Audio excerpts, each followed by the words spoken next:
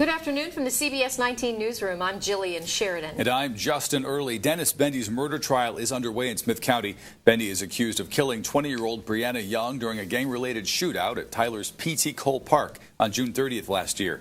The DA was working to show Bendy had ties to a gang and was in a car placed at the scene that night. The latest with us tonight.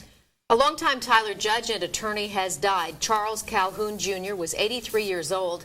His family says he died from health complications. Among his many positions, he served as a local district attorney, state senator, and judge of the 114th District Court in Tyler. A memorial service will be held at 2 p.m. Thursday at Marvin United Methodist Church. A man is in jail charged with indecency with a child at a boat ramp at Lake Tyler. Deputies got a call from a 15-year-old yesterday saying a man had made sexual advances toward her. 25-year-old Brandon Stahl was arrested later in Rusk County.